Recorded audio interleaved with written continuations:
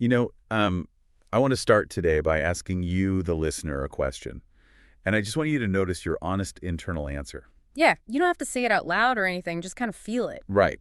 So, when did you last finish a workday feeling like genuinely satisfied, not just relieved that it was finally over? Or, guilty about all the things on that massive to-do list that you didn't get to. Exactly. I mean, actually satisfied. Like you gave your best to something that really mattered, and you still have enough energy left in the tank to actually enjoy the rest of your evening. It's a really heavy question, isn't it? Because for a lot of the listeners out there, especially if you're like a digital creator, a solopreneur, or someone who essentially built their own job for the sake of freedom, that feeling of genuine satisfaction is, well, it's incredibly rare. It honestly feels like a complete myth sometimes. And that is exactly what our mission is for today's deep dive. We're exploring this really frustrating modern paradox. Right, the whole why am I so exhausted paradox. Right. The whole why am I so exhausted paradox. Yeah. Like, why do digital creators and solopreneurs keep burning out, despite intentionally choosing a life of quote unquote freedom?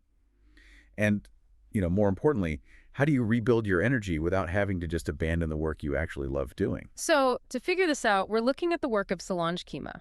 She spent, over a decade in the digital creator trenches, and she burned out repeatedly herself. Wow. Repeatedly. Yeah, but instead of just walking away, she actually went deep into the science of nervous system recovery.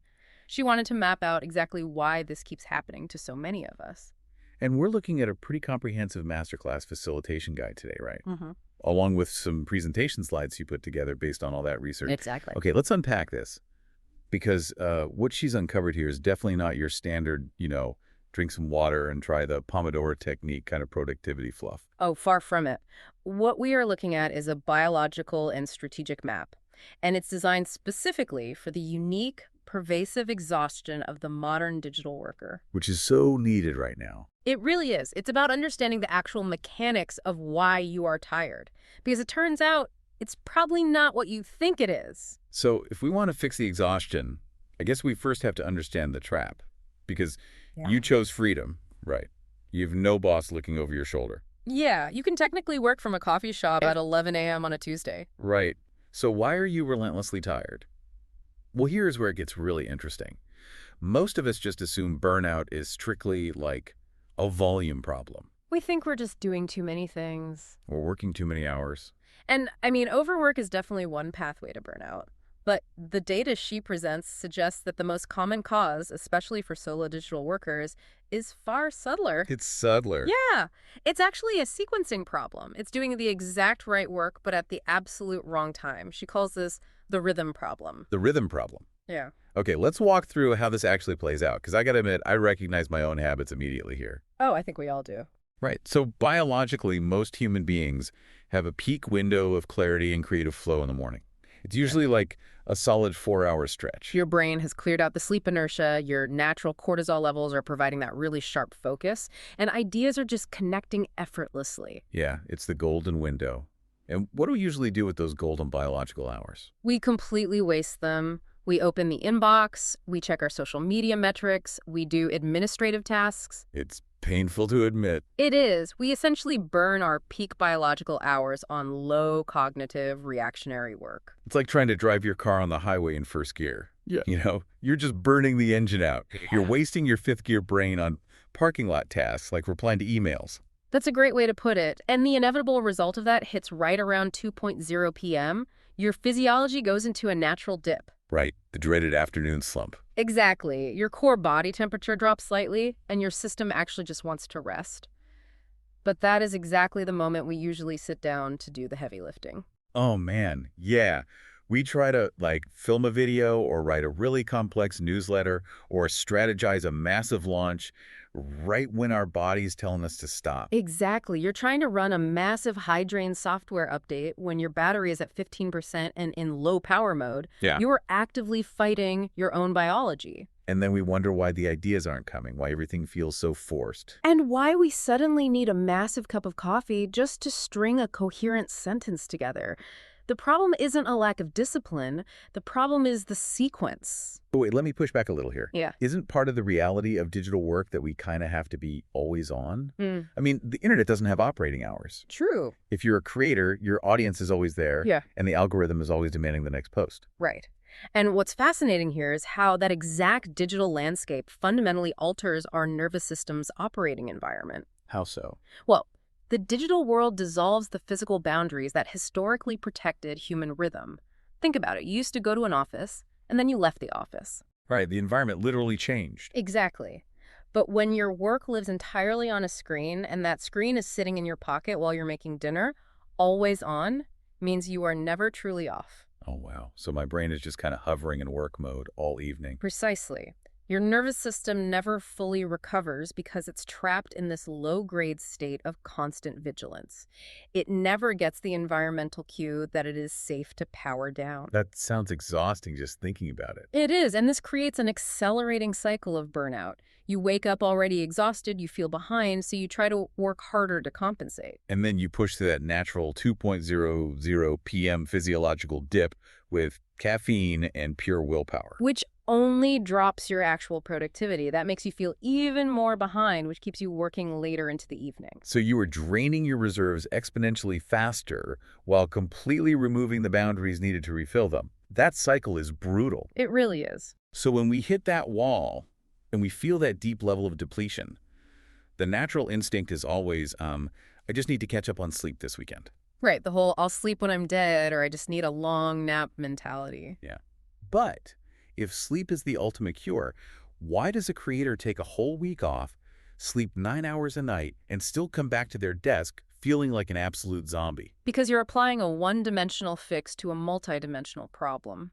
If we connect this to the bigger picture, this is where Solange's material introduces the 5-tank model of depletion. The 5-tank model. Okay, explain that. Well, we tend to think of energy as just one big bucket, right? Yep. But biologically and psychologically, we are burning 5 different kinds of energy simultaneously. And according to the sources, most digital creators are heavily depleted in 3 or 4 of these tanks at the exact same time.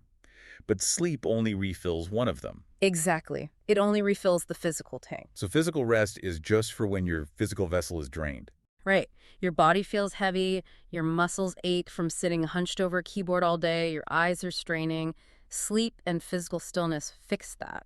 But if your physical tank is full and the other 4 remain completely dry, you will still wake up feeling utterly exhausted. Spot on.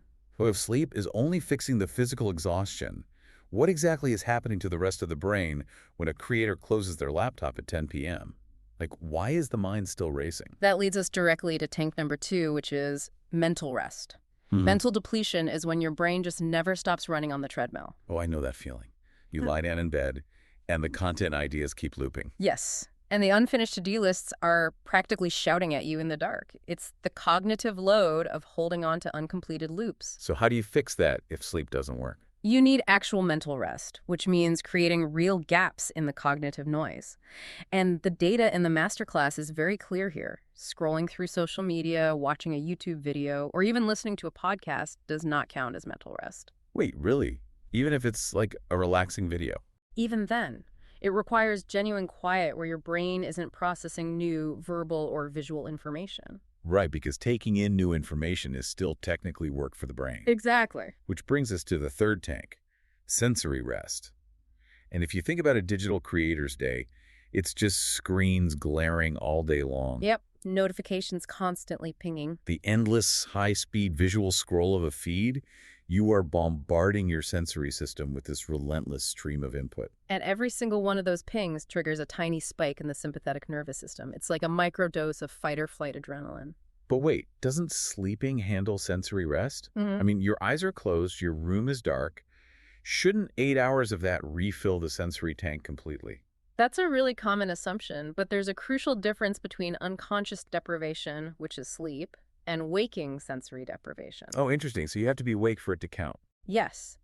When you deliberately remove sensory input while you are awake, you are actively training your nervous system to power down. Waking sensory rest is spending 5 to 10 minutes in a completely dark, silent room with zero inputs. And for anyone whose entire livelihood exists inside a glowing rectangle, this specific tank is almost universally bone dry. Exactly. Oh, that makes so much sense. When I'm doom scrolling just to unwind on the couch after a long day, I'm actually pouring out the sensory tank even faster. You are actively preventing your nervous system from regulating, yeah. Wow. Okay, moving to tank number 4, emotional rest. This is the heavy one. This is the exhaustion of performing. It really is. It's the immense cognitive and emotional load of like self-monitoring for an audience. Right.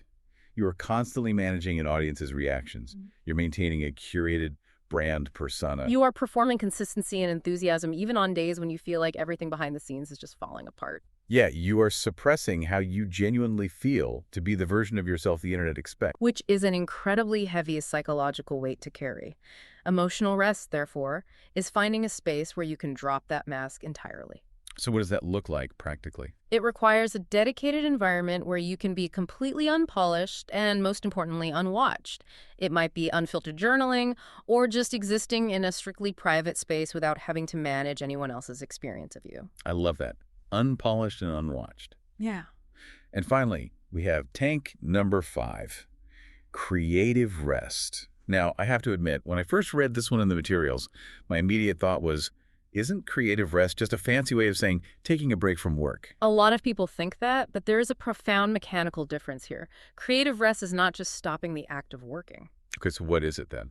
Well, for a creator, your entire operating state is generating. You are generating idea, generating hooks, generating solutions. You are a perpetual output machine. Right. So if you are creatively depleted, the well is just dry. Even the core topics you normally love talking about start to feel like an intense pressure rather than an excitement. Right, the passion project suddenly feels like a really heavy obligation. Exactly, because you've asked the brain to give without ever giving it anything back.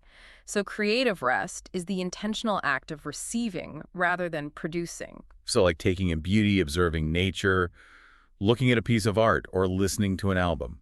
Yes, but doing so in a way that asks absolutely nothing of you. You aren't analyzing the pacing for a video essay. You aren't trying to extract a life lesson from it for a LinkedIn post. You are just experiencing it. You're just letting the tank fill back up without having the drain open at the bottom. Precisely. And this isn't just theory, you know. Solange's materials mention she has reached over 35,000 learners on Insight Timer, which is a massive mental health platform. 35,000. That's incredible. Yeah, and if we connect this to the bigger picture, the overwhelming sentiment from the thousands of people who have gone through this specific breakdown of the 5 tanks is a massive realization. What are they saying? People say, I finally understood why I was tired, and it was not what I thought. We have millions of digital workers walking around trying to cure systemic, multi-layered nervous system depletion with, like, just a better mattress. That is such a good point. So for you listening right now, let's make this highly personal. Listen to those 5 again. Physical, mental, sensory, emotional, creative. Which one of those descriptions created a quiet little yes in your head? The one that made you go, oh, wow, that's me. Yeah, that is your primary rest deficit. And identifying that deficit is the very first step in building what Solange calls your personal energy map. Because understanding the 5 tanks intellectually is great, but how do you actually apply this to a messy, constraint-filled life? Right, because you still have to pay rent, meet deadlines, and post content. You have to map it out. So what does this all mean in practice? Well, in the materials, Solange walks creators through a live energy audit. It's about combining 2 very specific data points to navigate your day differently. Okay, let's break those down. First, you need to identify your peak biological window. Like what time of day do you naturally feel most like yourself? When are you clear, present, and the ideas are actually flowing? And 2, what is your primary rest deficit from that 5 tank model we just discussed? So you take the peak window and the rest deficit. Exactly. When you combine those 2 pieces of information, you graduate from generic productivity advice into having a biological blueprint. And protecting that blueprint is critical. Because if you don't, things go downhill fast. Very fast. You find yourself on a very specific downward trajectory that the research calls the silent slide. The silent slide. That sounds incredibly ominous. What are the mechanics of that slide? It's an honest look at the stages of unaddressed burnout. It starts with exhaustion. You know, you're deeply tired, but you're still working. Okay, and then? If ignored, that deepens into depletion. This is where working actually starts to physically or mentally hurt. From depletion, you hit the wall.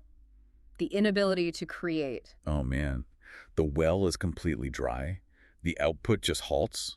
And if you can't create in a creator economy, Then you move to the next stage, which I assume is loss of income and audience. you got it. And the final destination of that slide is the ultimate irony. The very freedom you built this entire business to achieve is gone. It's locked away. You essentially become a prisoner to your own burnout. Wow. That is a stark reality check. Yeah. And the materials present this amazing contrast. It's a choice about where you will be 8 weeks from now. Right. Do you want the reality of doing nothing? Waking up already exhausted, pushing through 10 to 12-hour days on pure caffeine, feeling resentful toward the work you used to love? Hiding your attention from your audience, missing family dinners. Yeah. Or do you want the desired reality, working maybe 6 to 7 highly focused hours, locked into your peak biological window, actually getting more done and feeling the ideas flow naturally? And being genuinely present for your evenings without that lingering guilt. It's the difference between merely surviving your business and actually designing a biologically sustainable life. Absolutely.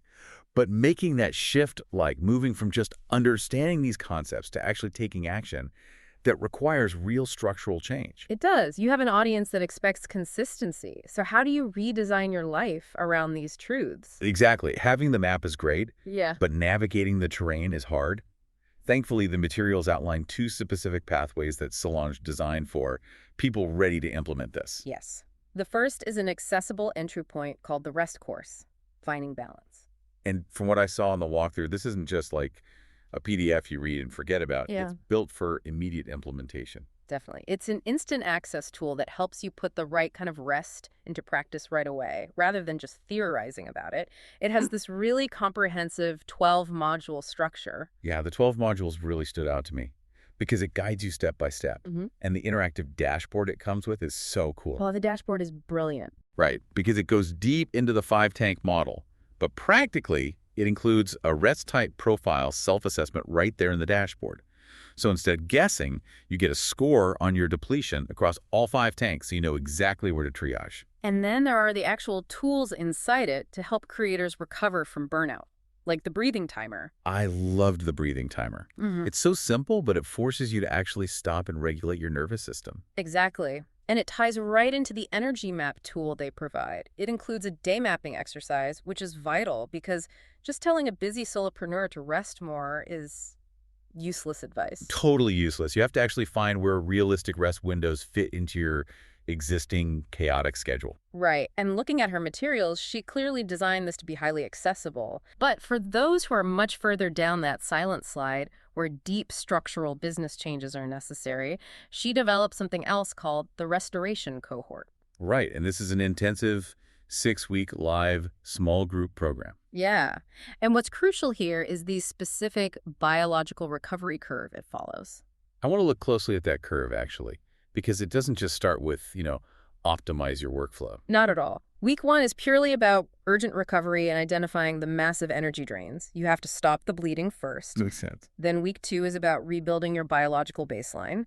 Week 3 moves into radical energy awareness. And then week 4 is the pivot, right? Yes, week 4 is how to achieve high productivity but without the health cost. Week 5 is becoming the architect of your business. And finally, week 6 is leaving with a concrete, customized roadmap. So it's fundamentally restructuring how you operate from the ground up. Exactly. And this raises an important question about the ultimate goal of all this material. The goal isn't simply to teach you how to rest better so you can go back to working harder and churning out more content. No, that would defeat the purpose. Right. The goal is to fundamentally decouple your business success from your physical exhaustion. It's about stabilizing your nervous system so you can focus and create without forcing yourself through pain. Decoupling success from exhaustion. That is a massive paradigm shift. There's a quote in the review section of the slides that really drives this home for me. No, which one? A learner named Laura wrote, "I feel hope when I think of using these rest modes to build a new way of living. It just changes the entire narrative." It really does. You aren't just trying to survive your inbox anymore. No, you're using this biological map to build a completely new, sustainable way to live and work. It changes everything when you realize your biology isn't an obstacle to overcome, but a rhythm to align with. Okay, we have covered some incredibly deep ground today. Let's do a quick recap.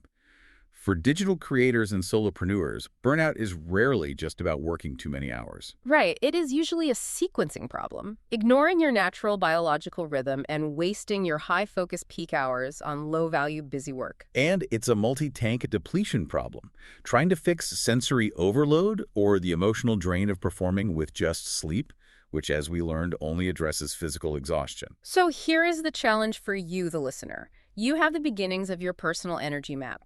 You know roughly when your peak biological window is, and you felt that little internal yes when we identified your primary rest deficit. So what should they be next? Do not try to overhaul your entire life today. Just take that map and make one concrete change in the next 48 hours. Just one change. Yeah. If you are sensory depleted, commit to 10 minutes in a dark, silent room tomorrow afternoon.